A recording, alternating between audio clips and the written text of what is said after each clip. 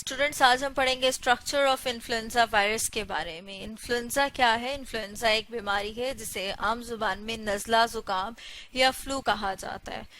अब हम ये देखेंगे कि ये होता किस वजह से। ये एक वायरस की वजह से होता है। अगर हम उसकी डायग्राम देखें तो ये आपके सामने उस वायरस की डायग्राम है।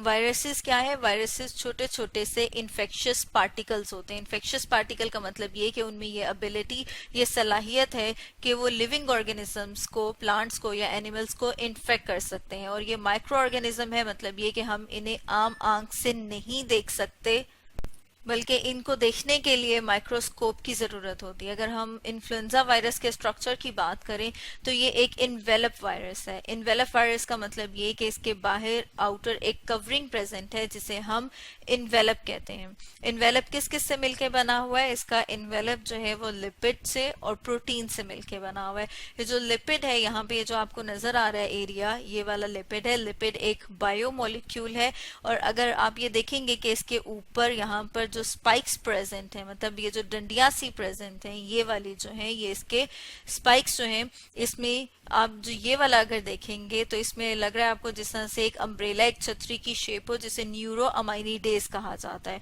ये जो न्यूरो अमाइनिडेज है, इसमें ये जो स्टॉक है नीचे, इसकी डंडी जो कि इसके इन्वेलप की लेयर के साथ अटैच है, वो हाइड्रोफोबिक नेचर की है। हाइड्रोफोबिक वाटर हीटिंग होते हैं। वाटर हीटिंग का मतलब ये कि वो पानी से दूर भागते हैं। अगर हम इसके ये जो दूसरे स्पाइक्स हैं, ये जो रेड कलर में नजर आ रहे हैं, इनकी बात करें तो ये किससे मिलके बने हुए? हीम अग्लूटानिन से मिलके बने हुए। और ये जो स्पाइक्स हैं ये इसको हेल्प करते हैं, इसकी मदद करते हैं कि ये होस्ट सेल के साथ अटैच कर सके। होस्ट सेल कौन सा सेल होता है? जिसको ये इन्फेक्ट करते हैं। अब अगर हम बात करें कि उसके अंदर क्या प्रेजेंट है, उसके अंदर इसका कैप्सिड है। कैप्सिड जो कि प्रोटीन से मिलकर बना हुआ है। प्रोटीन बायोमोलिक्यूल है जो कार्बन, हाइड्रोजन और नाइट्रोजन से मिलकर बने हुए। उसके अंदर इसका जीनोम, जीनोम मतलब ये कि उसका जेनेटिक मटेरियल, जेनेटिक मटेरियल कहते हैं वरासती मवाद को, जिसमें उसकी सारी की सारी इंफॉर्मेशन होती है, वो आरएनए की फॉर्म में प्रेजेंट है। इसलिए इन वायरसेस को आरएनए वायरसेस भी कहा जाता है। अब अगर हम ये देखें कि ये जो वायरस है ये कितनी फॉर्म्स में एग्जिस्ट करता है, तो ये बहुत सारी डिफरेंट फॉर्म्स में एग्जिस्ट करता है। मतलब ये कि ये राउंड, जैसे कि इस डायग्राम में नजर आ रहा है, ऐसा भी हो सकता है। इसकी शेप बिल्कुल सीधे रॉड या पाइप के जैसी भी हो सकती है। हम इसके जीनोम की बात करें तो जीनोम हमने कहा था कि वो आरएनए की फॉर्म में है, और जो इसका जीनोम है वो 5 मुख्तलिफ वायरल प्रोटीन्स के साथ एसोसिएटेड है। मतलब ये कि 5 डिफरेंट वायरल प्रोटीन के साथ लिंक है। अगर इसके जीनोम को फर्दर देखें तो हमें पता लगेगा कि जो इसका जेनेटिक मटेरियल है वो 8 पीसेस हैं उसके, मतलब 8 पीसेस हैं आरएनए के, और वो हर पीस जो है वो एक अमाइनो एसिड की चेन के साथ लिंक है।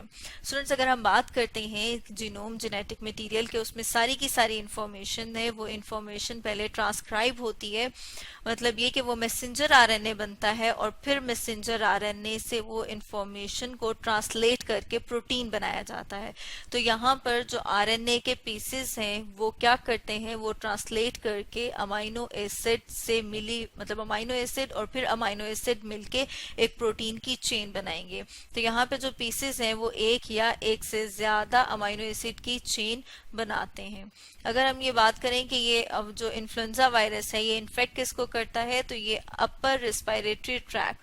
अगर हम बात करें कि रिस्पायरेटरी ट्रैक्ट में क्या आएगा, जो नोज, फेरिंग्स और लेरिंग्स का एरिया, ये इसको इन्फेक्ट करता है। और उनमें भी स्पेशली जो आउटर सेल्स होते हैं, जो उसके एपिथेलियल सेल्स होते हैं, उनको इन्फेक्ट करता है।